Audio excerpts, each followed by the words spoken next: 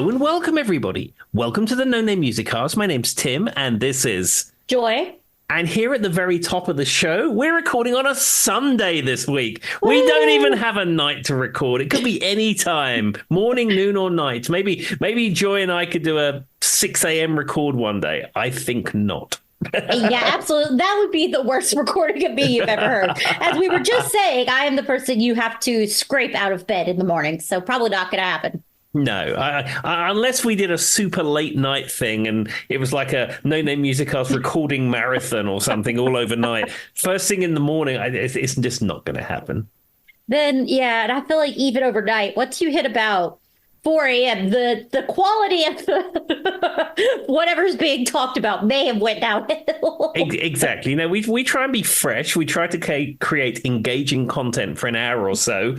And then I feel that, you know, we've said everything that we can say and we can leave it. I think if we did a 4-5 hour marathon, it just is, yeah, that's the end of that. We'd be repeating all the same things everyone's heard, probably. But anyway. I'm going to hand it over to you, Joy, because you have a few things to talk about. That's what I was going to say. I was like, well, I have a few things to talk about. So I have reached an enamoring, you have to hit a certain number of followers on TikTok before you can go live. Mm-hmm. I was able to go live this Friday. Me and Charlie we played like a bunch of games.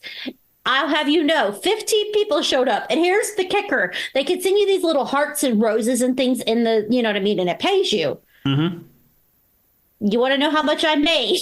How much money did you make, Joy? 1 cent. Yes.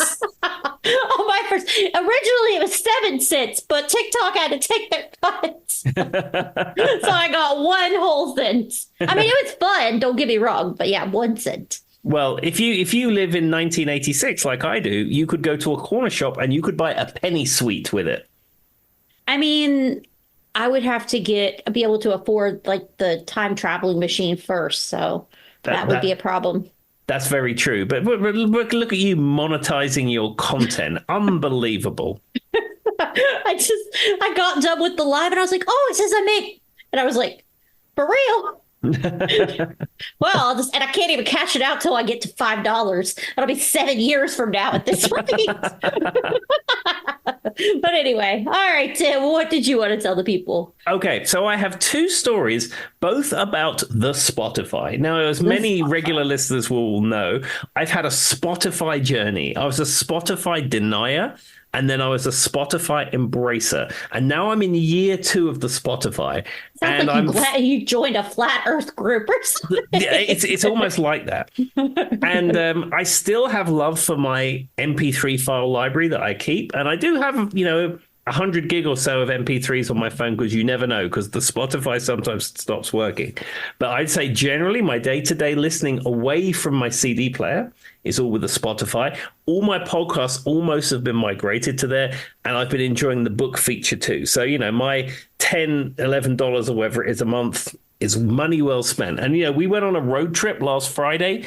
And on Spotify, it's really cool because you can make a playlist and you can mix podcasts together with music. And, you can decide what you want to listen to on your road trip and you hit start. You haven't got to faff about with it. And it's music, podcast. Perfect. This is something I've been looking for a long time.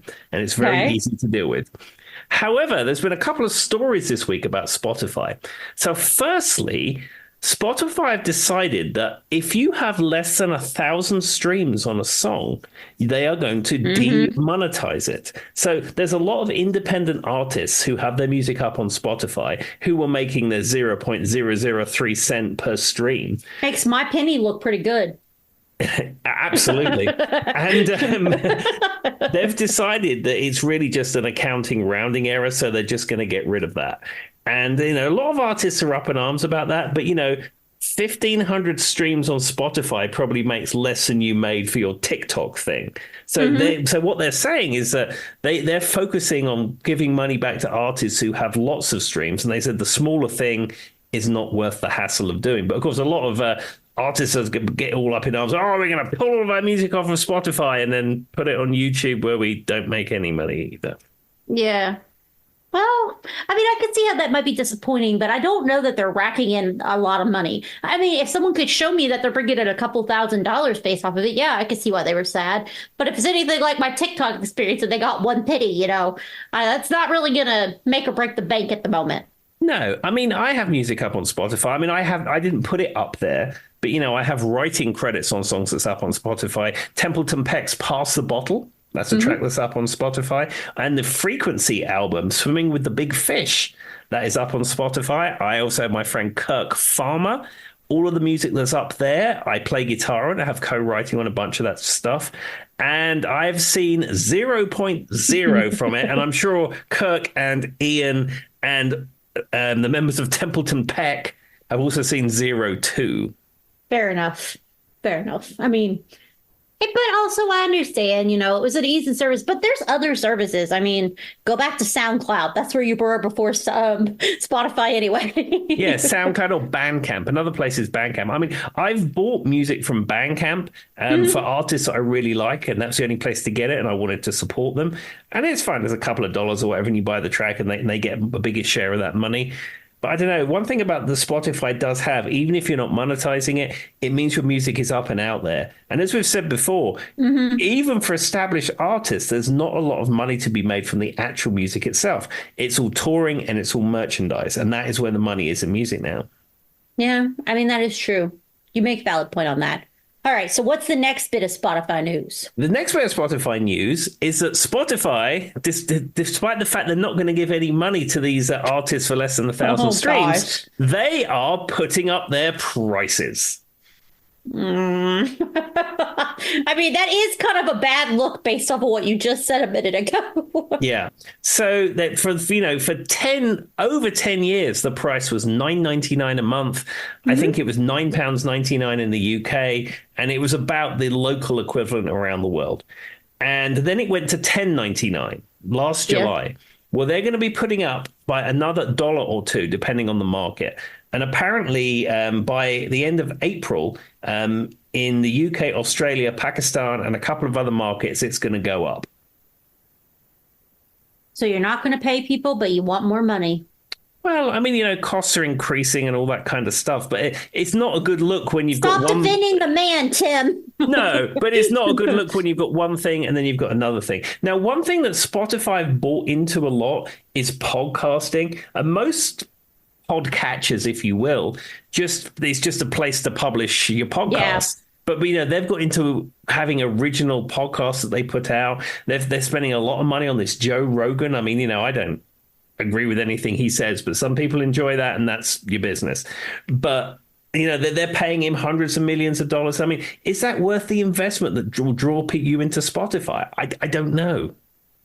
I have no idea, but I can say with 100% authority, Joe Rogan is not the reason I started listening to Spotify, and I'll leave it at that. No, absolutely not. I mean, as you know, the podcasts I listen to on Spotify are mostly NPR, a bunch of music podcasts, some of that have been recommended to me, which I really enjoy, and 80s Wrestling, the podcast, and then that's about it. I may be adding the David Letterman podcast to my rotation. I haven't decided. I've seen it up there, and I'm thinking to myself, where have I got time in my day to get involved in a podcast that's very busy, 2-hour episodes, recaps on 10-year-old David Letterman late night show episodes? I mean, it'd probably be really fascinating, but have I got the time in my day for that? I mean, to be fair, Tim, you were trying to get back into walking, and I think it may warm up. I don't know. The weather here has been crazy. Tim can witness to that, but you might be able to put it on when you're walking. It's just a theory. Maybe it would motivate you to walk. That's true. I fell off the wagon big time. I got back into the walking. I made a big announcement on the internet. People across the world were excited. All 36 people who heard that episode.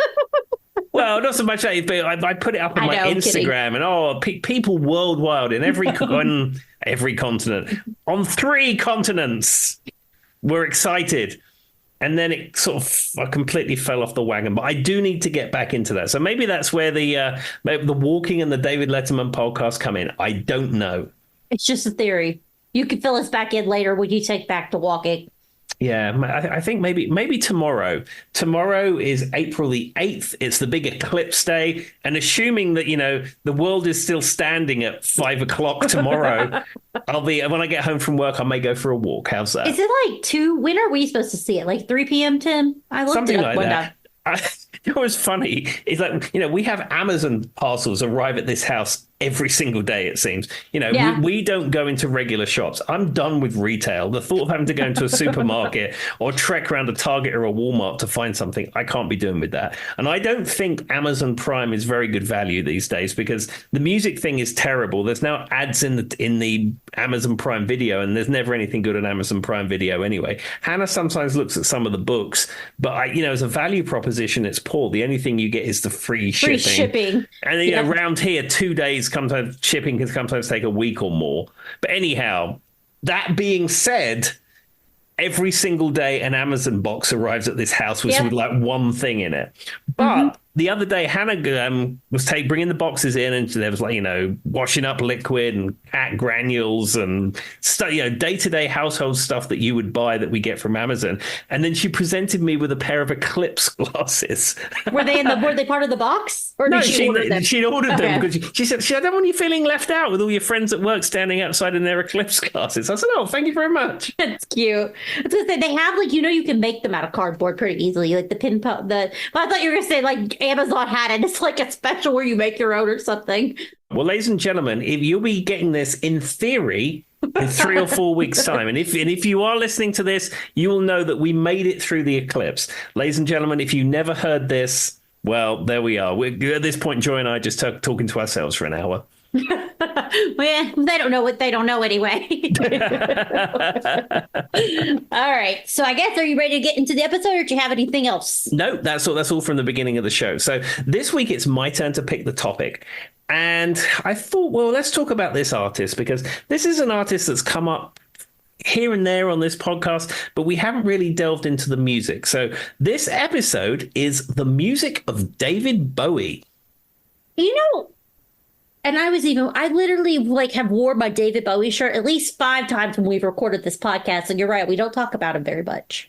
No. And I mean, I was listening to some David Bowie the other day. In fact, when we was on our road trip, and I created my Spotify playlist, and I thought, we must do a David Bowie episode. So I really want to concentrate on the music and really the hits of David Bowie more than anything. I mean, he's had such a long career, and he's gone through so many different genres of music and so many different projects that he's been through. But I mean, I'll just go through him very quickly at the beginning. David Bowie's name is David Robert Jones. It's not David Bowie. And the reason he became David Bowie rather than Jones is because there was Davy Jones in the Monkees. Yep. And at the time, it wasn't seen as a good thing if you had the same name as somebody who's always already popular and out there. So he decided to change his name, or I think his business manager said you should become Bowie instead of Jones. So he's been David Bowie ever since. I think he legally changed his name to David Bowie, but I know his children took the name Jones.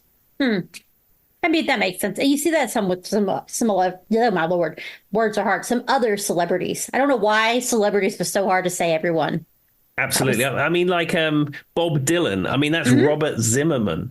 But like Jacob Dylan took his dad's stage name rather than Zimmerman, which is his dad's legal name. My favorite, one of my favorite skits on Family Guy is the Alicia Keys, when he goes, "There's no way her name is Alicia Keys and she plays the piano," and then he goes, "No, I want to be Tommy Guitar." That was one of my favorite little skits. Anyway. Well, there we are. Well, David Bowie, born David Robert Jones. He was born on 8th of January, 1947. And unfortunately, we lost him on 10th of January, 2016. That 2016 was that year that was brutal. And we lost so many musicians all in such a very short period of time. It was absolutely terrible. You were scared to turn on the news. It was. And David was only 69, but I mean, he'd been battling cancer for some time, and it was terrible. I mean, he was such a talent and so revered by so many different musicians and so many different people across all walks of life and art and everything. People just love David Bowie. Yeah, I think he's got a very interesting, like you said, outside of just the songs, he has just a very interesting personality, a persona, and culture around him. Absolutely. And as I said, his music went through many different was Ziggy Stardust for a while. He played these different personas. He pioneered that very androgynous look.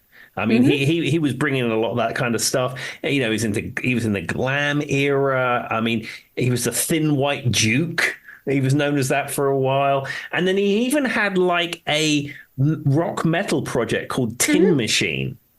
Well, I've heard him referred to as the chameleon of rock. Like he can be all the different things.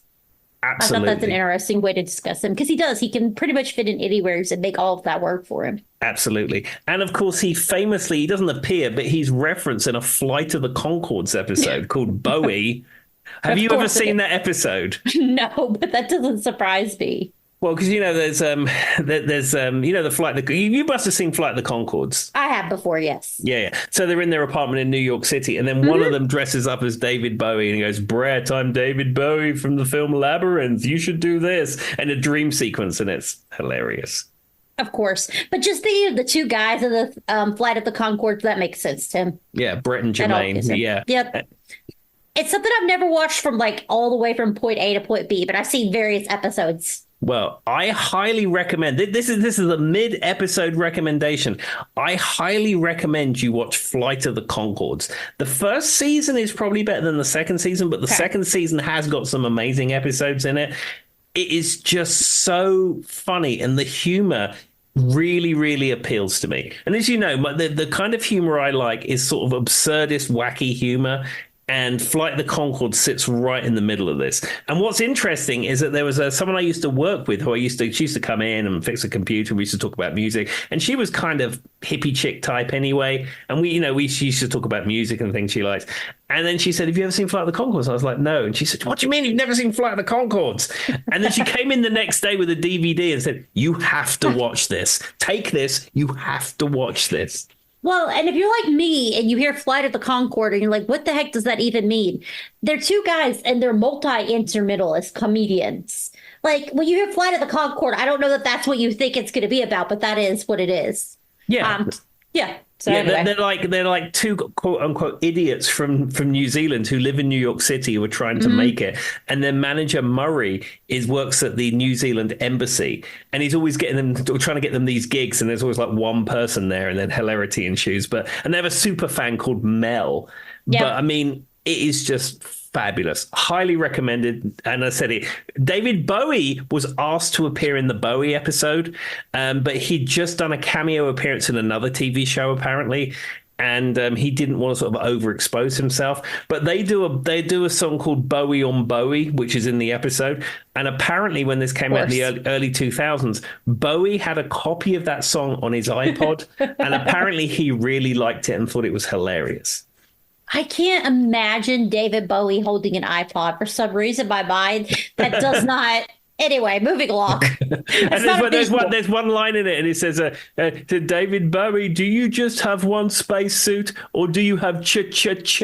It's just Turning faces. that line just every time I see the episode, that line just makes me laugh. But anyhow.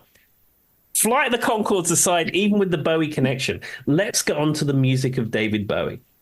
Now, It's hard just to pinpoint a handful of Bowie songs. It really is, because, even some of the deeper Bowie tracks are absolutely fantastic. But what I thought I would do is just sort of go through the hits, if you will, certainly ones that I like and ones that I'm familiar with, and ones that I thought you would be familiar with.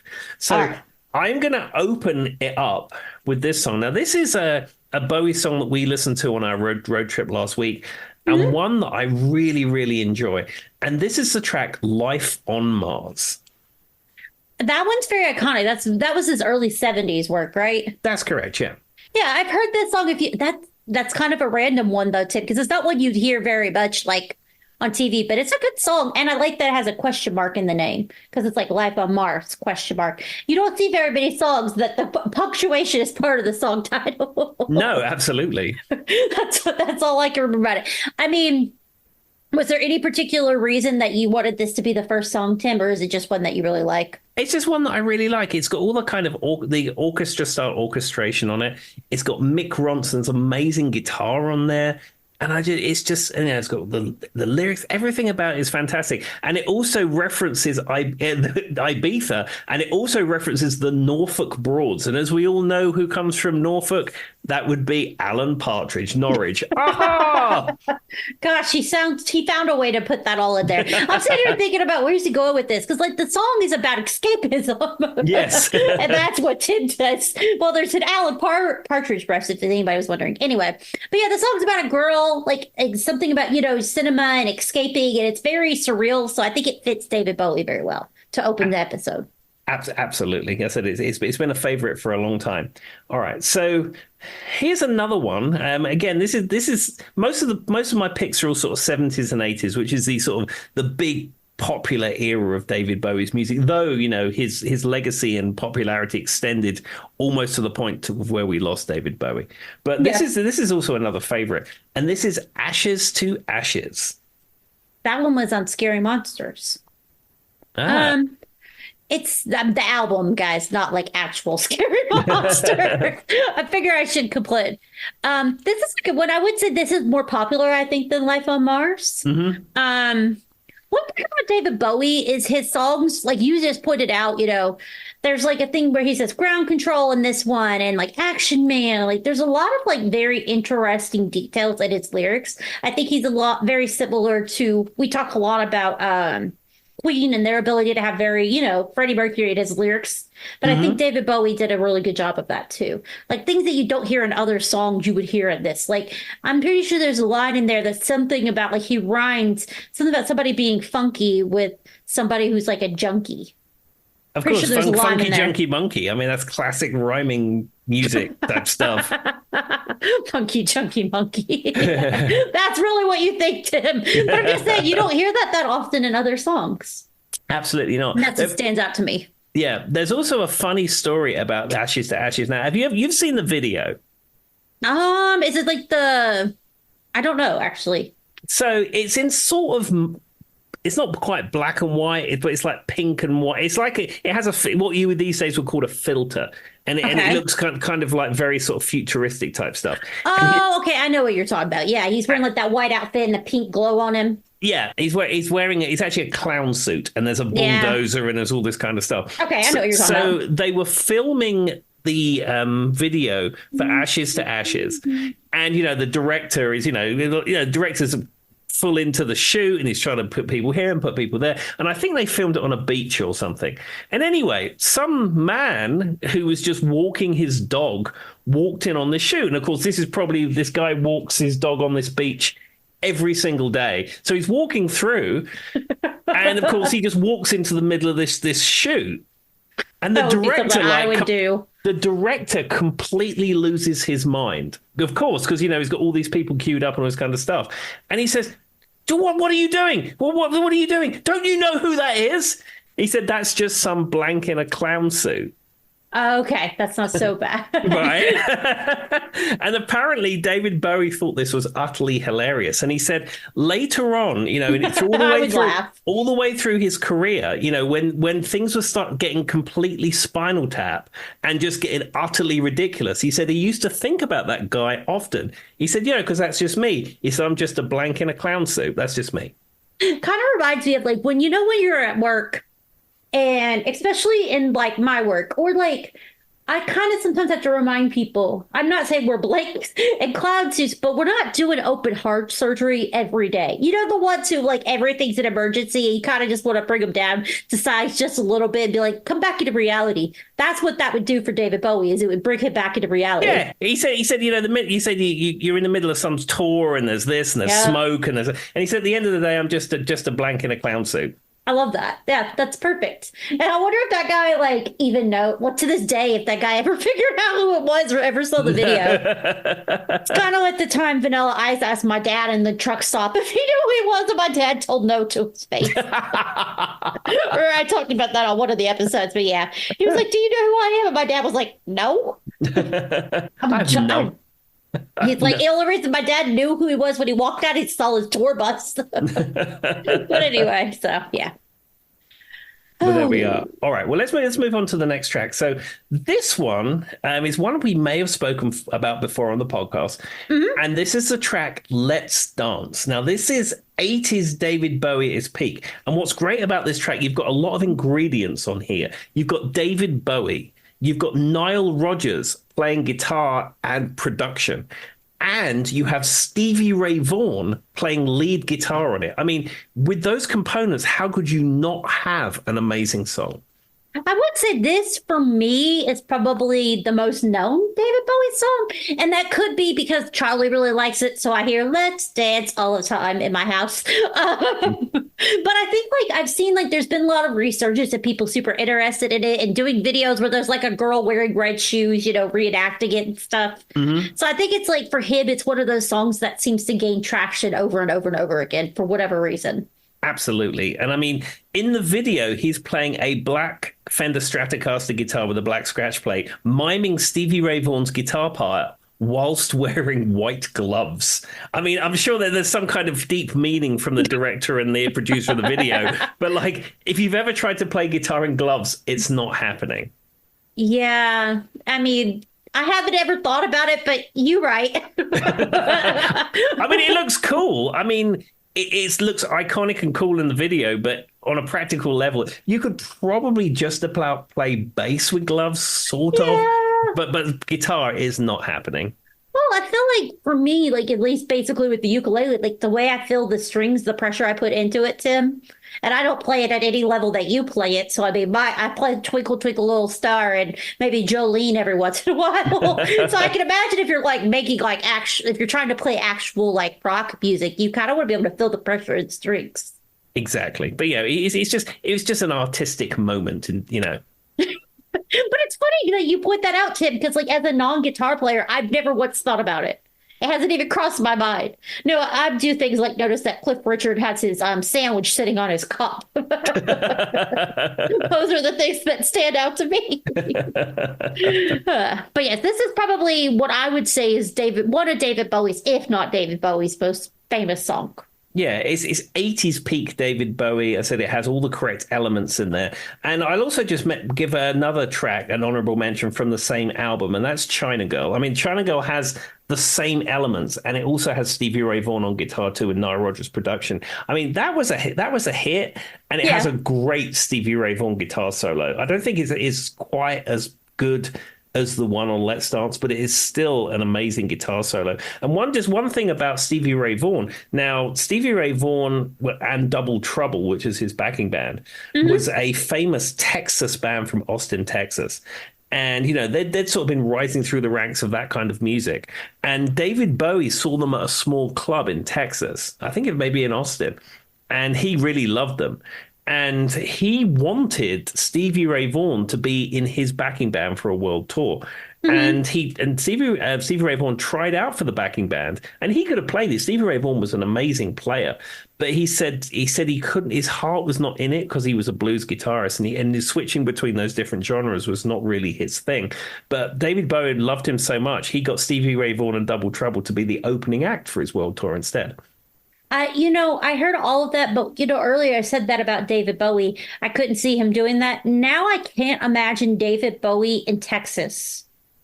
Like, of all the places for him to be, Texas is not where I expect him physically to be. Like that whole story. And I kept thinking, David Bowie in Texas? That just seems weird. Well, I've been to Texas. I mean, can you see me in Texas? Tim. I mean, I guess. Yeah, I guess. I don't know. Never mind. Move along. But for some reason, that's what my brain kept thinking. I just can't see him hanging out in Texas. I've been to the Alamo. I've been to Texas. I've been to the Riverwalk in San Antonio. We went to the Hard Rock. I drank a Guinness in there. It was delicious. I don't know why. I just anyway, move along. Just I can't envision him in Texas. Oh, Lord. All right. Anyway. There we are. All right. Well, let's move on to this one. Now, again, this is one we may have mentioned before, but you can't talk about David Bowie without talking about this song. And this is a duet. This is David Bowie and Mick Jagger with their fabled cover of Dancing in the Streets. But anyway, the video is what makes this the most iconic that you've ever seen because they're dancing. Yeah, they're dancing. And it was made very cheaply. It was made with like a day's notice because it needed to go on Top of the Pops, because this was the very first part of the Live Aid world, if you will, because the Band-Aid song "Do They Know It's Christmas" had not even come out yet, hadn't even been thought of. But Live Aid was a thing that was bubbling, that was going to happen. Bob Geldof was building this whole momentum around Live Aid, and this was the first sort of charity song that supported that cause. So Mick Jagger and David Bowie recorded the song, but they needed to have a video, so they knocked this video up in like an afternoon a few days beforehand, and you can tell it's done really cheaply because it's done in like an industrial estate and a car park, and some of the lighting, it has car headlights on. Yep, and there's like bricks behind them. Yeah, and Mick Jagger is doing all these Mick Jagger moves. It's absolutely fantastic. And then David Bowie's there and they're walking around and the staircase and all this kind of stuff. But the best part about this, somebody on YouTube has done a copy of this, taken the music off, but they've just added the sound effects. And it is the most hilarious thing ever. Well, it's so awkward to watch, especially the part where they're like, they face each other, they like yell at each other. It looks like they're like yelling at each other, Tim. And then the clothing, it's just so weird because like Mick Jagger's wearing like a bluish, greenish kind of shirt, button down. And then David Bowie's got this long coat on. And everything about it is so weird. It's just uncomfortable. Yeah, but they're rock stars. They're dressing like rock stars. I mean, I don't know.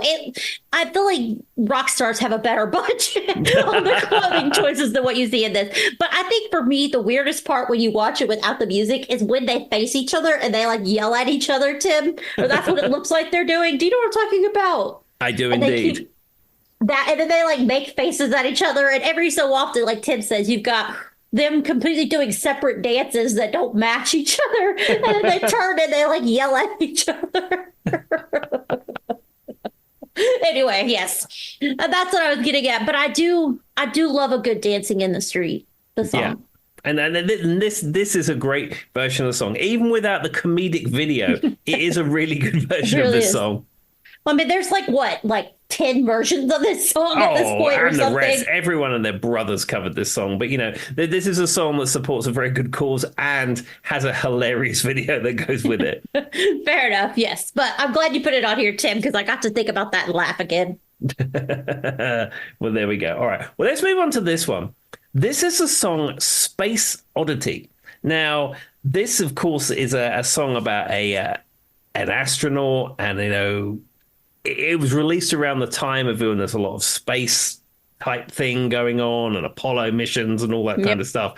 And, it was a real statement of the time. But what was interesting is that many years later, Commander Chris Hadfield was in the International Space Station and he cut a version of this in the International Space Station. So when everyone else had gone to sleep on the ISS, he thought, well, how often am I ever going to come to the International Space Station? I can't waste my time sleeping. I want to do cool things. So he's a musician as well as a astronaut.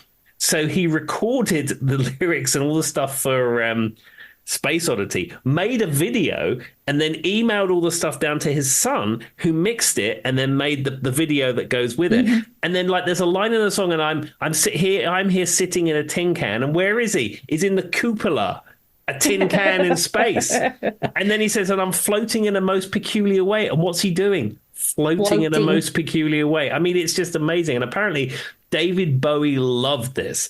And it was posted up to YouTube and it got millions and millions and millions of views. And they had a licensing agreement with David Bowie's record company where they could have it up on YouTube for a certain amount of time. And then the licensing agreement expired. And apparently there was some toing and froing between Chris Hadfield's people and the record company and stuff like that. And then David Bowie just intervened. He said, I really like this. We're going to get it put back up. And went straight back up on YouTube. Fair enough. I mean, it is his song at the end of the day. Yeah, but you get to the point. Things change when you are a musician at that level. At one point, it's you and fellow musicians writing songs and doing cool things. And then when you get managers and publishers and record companies and all that kind of stuff, it becomes a business. Well, you know what? And good Lord, I can't even imagine nowadays because we've talked about it many times, but when we've talked about, Tim has said in pretty detail that people can breathe on the soundtrack now and they'll put their name in it just so they don't get sued from somebody. Yeah, But yeah. every song nowadays, when you see how many people are listed and with credit, some type of credit on those albums, Tim, it's ridiculous. That one we talked about that Avril Lavigne, the newest album she had come out, I went through and looked through every track, and there's like 37 people credited on each track, and that's still so weird to me. Like they make sure to credit everybody and their cousin now.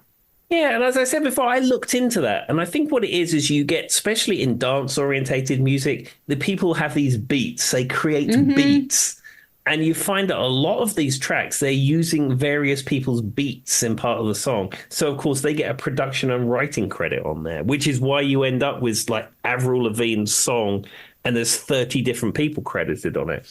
But you know, there's that meme that does the rounds, and it's like Bohemian Rhapsody, one writer, one producer, and then it's like Avril Lavigne's Skater Boy, 37 writers, 4 producers, and it's... But yes, it definitely becomes a business, and they all have to get writing credits now, apparently. But yeah, you're right. But I mean, I guess at the end of the day, if David Bowie probably put his foot down, they would let it be. Now, one thing about Space Oddity is it had a resurgence because of that TV show. What's the one with the kids that was all over Netflix? The same reason the Kate Bush song got popular again. Oh, Stranger Things. Yeah, this was used in Stranger Things, and it got a resurgence because of it. The little kid was singing it or something. I can't remember. You know, the part where it's like talking about Major Tom. I remember that happening. I watched a little segment of it, and he was like talking to his friend over the radio. But yeah, this song kind of got popular again from that. Ah, I've never seen Stranger Things. Do you know what you know? I was going to say, know what you know about me. Do you think I would like it or not? Actually, I think you might enjoy it because I particularly didn't watch it, but Charlie did. So I seen it in passing, and there's a lot of 80s references. There's a lot of music references. There's a lot of space reference and like sci-fi and stuff like that. So you might actually enjoy it, Tim. I think we have Netflix. I think Hannah has Netflix for some anime thing she watches. I mean, as we've said before, the only pay TV thing I watch is Peacock because it has vintage WWF wrestling on it. I think you should give it a try. Maybe, but then there's hundreds of vintage David Letterman clips to watch. I mean, well, as I said before, when do I have the time to do all this stuff? I don't know, Tim. I guess you gotta make time for yourself. I'm not sure. I can't answer all these questions for you. Anyway, but yeah, this song was popular again because of that show. And I think there was a few other songs. Like we talked about, was it Guns N' Roses? That was like, we're not gatekeeping our music, or who was it? No, Metallica. Metallica became popular again because of that show as well. Interesting. Yeah. So anyway, and that's where people were getting upset. They're like, these people are learning these bands from this TV show instead of like, I don't know what they think is the proper way to learn these bands. And I'm like, does it really matter? It doesn't. No, I mean, if people enjoy a show and songs are brought to their attention and then they enjoy them, it doesn't matter how you learn about them. If you're enjoying it, you're enjoying it. I can tell you 100%. I learned the song Beck Loser from Glee. Didn't know that song before then. And it's the only song he really ever had. So, I mean, some people would be counted with, but I kind of think of Beck as a one-hit wonder. Well, there's that song, Two Turntables and a Microphone. That would probably be the only other one. Okay, two-hit wonder. And a lot of people love him. Yeah, I really like that song, Two Turntables and a Microphone. And it has a great thing in the video. It has an Easter egg in the video, but you need to know about it. So I'm a big fan of William Shatner doing Rocket Man. Are you aware of William Shatner doing Rocket Man? Only because you've mentioned it before, but not of my own accord. Yeah, and it's referenced in Family Guy. There's a whole Family Guy skit where there's a dream sequence where they do this Rocket Man. Yes, I know exactly what you're talking about. Yep. And ladies and gentlemen, if you're listening to this podcast now and you've never seen William Shatner perform Rocket Man on the 1977 Sci-Fi Awards, I think it's 70-something Sci-Fi Awards, hit pause, open up the YouTube and watch it now because it will completely blow your mind. Okay, so do that right now. And go, Tim. Okay, all right. So you've done that. So you now know what I'm talking about. So in the video for Two Turntables and a Microphone, Beck Maybe it's- references this. He's wearing the same suit, and then three of him appear on the screen because, like, there's a happy Oh, yeah, you're Shatner right. and a drunk party Shatner and a scared Shatner, and he does the same thing on the screen. It's like a blink and you'll miss it, but it's a reference to that Rocket Man video. Little Easter egg in there. That's kind of funny. I mean, a lot of people love Beck, and I know that some people that he won some award on MTV, like a Lifetime Achievement Award, and maybe he's produced other music. But for me, he's not somebody that I like actively learned about until probably Glee. Yeah, That's just the truth. It was just a song that was referenced that I found out about, and I decided I enjoyed it. But no, I mean, I used to buy guitar magazines, and they would talk about Beck, and I thought they were talking about the guitar player Jeff Beck, if I'm being honest with you. That's a good point. I didn't even think about that. But yeah, I mean, now I've got two turntables and a microphone stuck in my head, thanks to. Absolutely, I my forgot pleasure. about that song until you brought it up. It is a good one, though. It is a good one. Absolutely. All right, well, let's move on to another David Bowie song. All right. So this is the song Ziggy Stardust. Now, from Ziggy Stardust and the Spiders from Mars, you know, that era when he was being Ziggy Stardust. But the interesting thing about this song, song is on every UK pub band's repertoire. It's been played at the Freak Jam more times than I care to remember. I mean, Really? yeah, it's one of those songs that somehow has got into the UK pub band rotation. I mean, it may have moved out of the rotation at this point. I don't know, because I haven't played a gig in the UK for 13 years. But certainly 13 years and prior to that, lots of bands were playing Ziggy Stardust. I played it in the Lee Aaron Band. I played it at the Jam. More times than I care to remember. Maybe it's because it opens up saying Ziggy playing guitar or whatever. I don't know. But that's so weird to me because, well, there's a lot of kind of, well, it is the UK and it's a bar. There are some like interesting song lyrics to this, but also like I can't even. I've never heard an American band play Ziggy Stardust. No, I mean, I'm being exclusively revealing here. I never ever go to gigs. I only ever go to the ones I play. So I don't know if US bands do, but you know. It doesn't, well, in the few like situations where I've been at like the 4th of July thing, right? Same bands are playing. We get a lot of Journey, maybe some Guns N' Roses, some Purple Rain, but you don't really hear Ziggy Stardust. Yeah, maybe it's just a UK thing. Yeah. I mean, it's a cool song. It's just random to me that that would be played. And I wonder if any of our listeners are listening and would like to inform Tim if this has changed, please let him know if there's currently a sub-circuit of people in the UK playing Ziggy Stardust at every local pub. Yeah, and what I would like is a copy of set lists of local gigging bands in the West London area to see if anything much has changed in the 13 years that I've been away. There'll probably be a few country songs added. You'll be like, where did this come from? Yeah, they're playing a Jason Aldean song or something. It's like, how did that get in there? It is kind of weird, though, but I can imagine that actually happening. It's like you make a good point now. We all have so much access to all the same music. That's true. But as I've said before, one thing that struck me is that cover bands in the UK and cover bands here, there's probably a 30% crossover on the set list. And I was like, really? You just assumed it was, I know, universally the same. So are they, what do you think are the ones that are this, like, what's the 30% that matches? It's your Brown Eyed Girls, your confectionery section songs. Okay, that makes sense. That kind of stuff. Yes, your Freebirds. Of course, that makes sense too. That's a universally known thing. It's almost to the point that I never want to hear that song again. Well, I hadn't played Freebird since I made the Lockdown Freebird video with Rough Justice during 2020 or 2021, whenever it was. And I hadn't played Freebird since then. And we was playing a gig at the Floyd Moose Lodge a month or so ago, maybe a little bit longer than that, I can't remember. And so then people went, Freebird, which it happens a lot. And there was a person at the front of the stage who was very insistent that we played Freebird and was like, yeah, well, we haven't really played it as a band, you know. And then she puts like 60 or 80 bucks in the tip jar and was like, okay, let's do Freebird. It is. I haven't played it in 10 years, but I'll figure it out. Yeah, and we winged Freebird and they absolutely loved it. And I actually put a video of us performing Freebird on the Flager Hill Facebook page if you wanted to see that. I call it a supercut Our sound man videos some of our gigs so we can put them up on our various social media channels.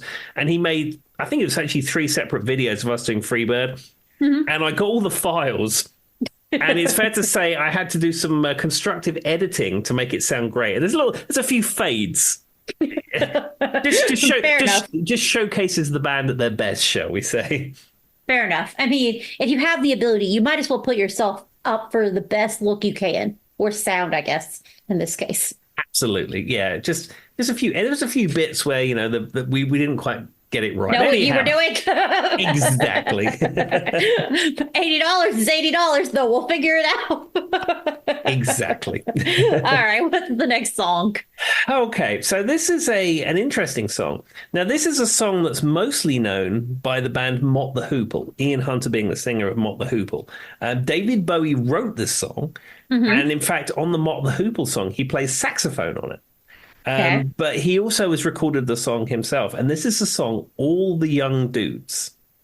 I didn't know this was I don't think that I don't know who Mark the Hoople is. Mott the Hoople. Whatever you said. Was that is that a British band? I have no idea what that is. Yeah, it's a they were like a British. How can I really put it? They were kind of folky rock, maybe. I don't know. It's hard to describe the genre that they come from. The interesting thing about Mott the Hoople is that when Queen did their first ever tour, they were supporting Mott the Hoople. Because they were interesting. Because both acts were on EMI. And at the time, in the 70s, Mott the Hoople, said Ian Hunter was the singer of Mott the Hoople.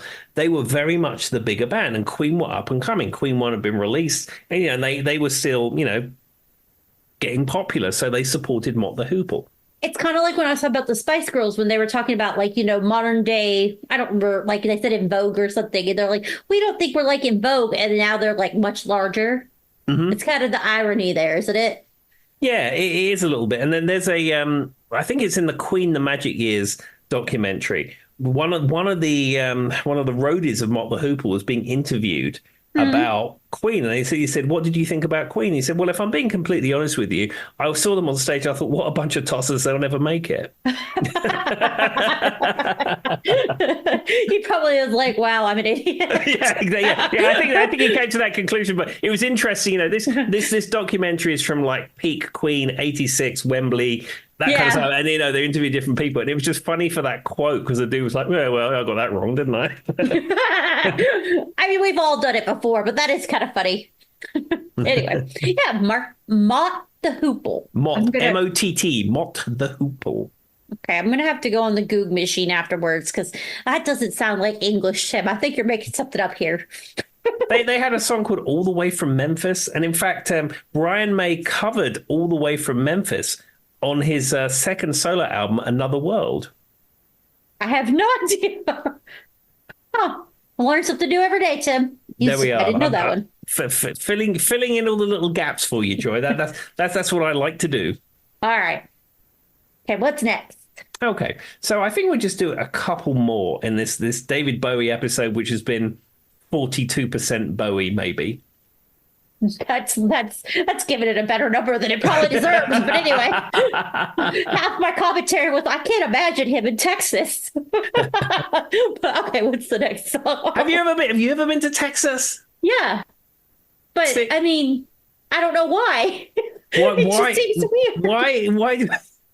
I mean, if you're a touring, I can't tell you why. I just don't know why, but it just seems weird that David Bowie was in Texas to me. So I've been to Texas, you've been to Texas, and David Bowie's been to Texas, but the odd person out here is David Bowie. All right, let's keep moving. I mean, it's not like it's North Korea or something. It's just a state in the United States that you would stop on a tour. It's a tour stop. I just feel like he would avoid it. I don't know. Why would he avoid Texas? I mean, it's Texas, Tim.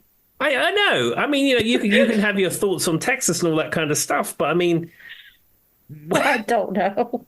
There's no logic in what I said. It's just what I said, okay? I mean, it's going to live in infamy with Stevie Nicks and Meat Raffle from now on. This could be on the next bingo card. Oh my God, they were in Texas. All right. Song. Pick a song. Okay. So this particular song is The Man Who Sold the World. Now, this is interesting for a couple of reasons. One, there is a very famous clip of David Bowie performing that on Saturday Night Live. Now, have you ever seen that? No, I don't think so. So he's in what can only be described as a suit that's made either of cardboard or wood.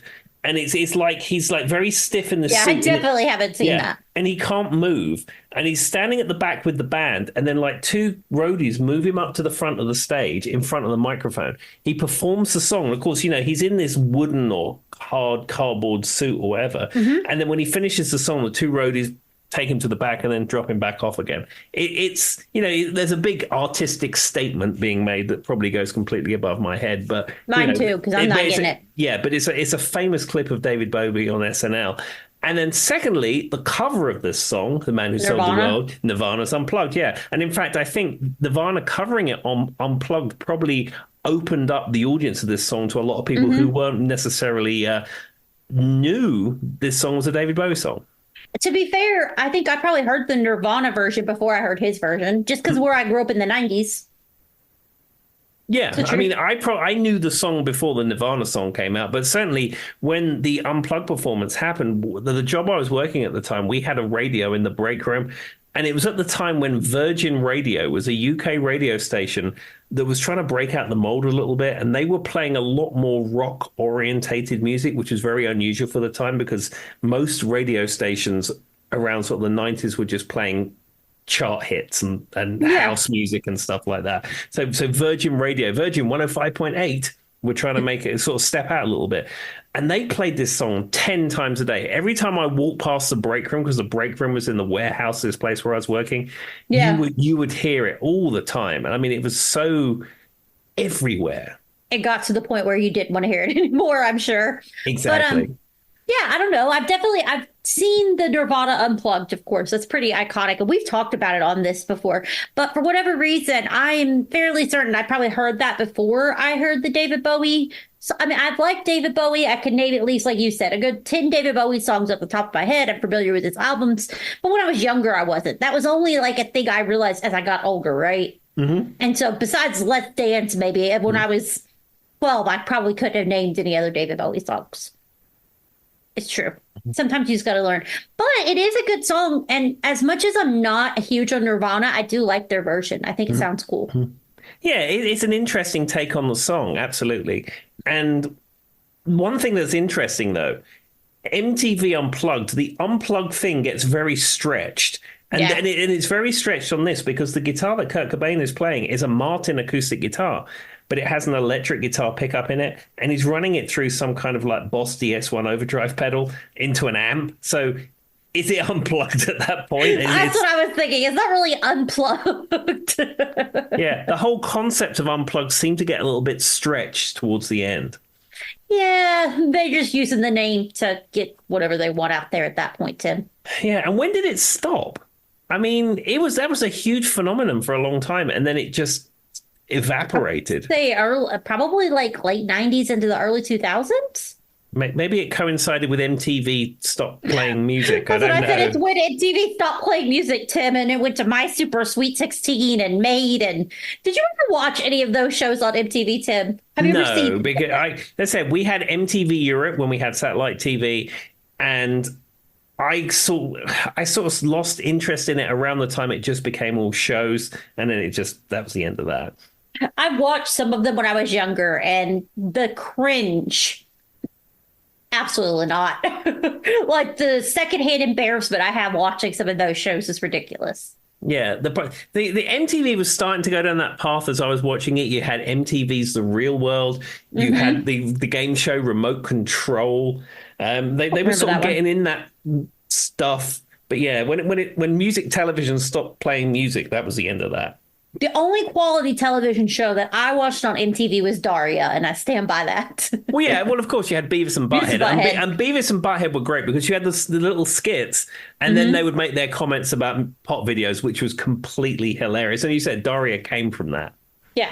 So that's the only acceptable MTV show. But anyway, all right. What's our next song? Okay, well, let's close this episode out with this particular song. And All this, right. this is a cool one to end out. And this is the song Heroes. Oh, that's a good one. For some reason, I thought you were going to say Rebel Rebel, and I don't know why. I mean, we can talk about that one too, but the one that I picked off my list was Heroes. I don't know, when you said let's close this out, and cool, what my brain said, he's probably going to do Rebel Rebel, but Heroes is a good one too. And probably one of his more iconic songs. It's very anthemic. It's a big anthem song. Yeah, I mean, he'll be the king and the queen, Tim. Yeah, we can Which be is very much heroes. him. We can be heroes just for one day. This is one of the songs that Charlie plays, Billy. It probably does not come to surprise anyone that my husband likes some David Bowie. This No. one's one I listen to pretty often. It's kind of an anthem for him as well. But I mean, this one's been represented, I think, in TV and movies a lot too, as far as David Bowie songs go. Absolutely. Yeah, I mean, it's one that you hear, and, you know, whenever you get the greatest hits of David Bowie, it always has Heroes on it. Yeah, that's true. You make a good point. And the music video like sticks out in my brain. Like I can see it pretty iconically. I mean, I think the reason it's so it fits him. The opening line is "I will be the king and you will be," you know what I mean? You will be the queen. Nothing will drive the boy. It's just so anthemic. It's an Anthemic, anthem. Joy. I think you're looking for anthemic. Is that a word though? Yeah. Oh, after I started to say it, I was like, I don't think that's a real word. Well, what Tim said is probably the right way. But yes, I agree with you, Tim. I think this is a good way to end it. But there we are. Okay, well, there we are. That was just a recap on the hits of David Bowie. I mean, you can get super into the world of David Bowie, but I just wanted to, just skim on the top level of the Bowie universe and not get too deep in that world. They got like a 35% David Bowie episode, a 4% MTV Unplugged, and then whatever else we said. There we go. 5 minutes with me and Tim laughing about Texas. And for some reason, Joy has no idea why musicians would want to go to Texas and perform there. It's just specifically David Bowie. I can tell you, David Hasselhoff has been to Texas because Knight Rider 2000 was filmed on the Riverwalk in San Antonio.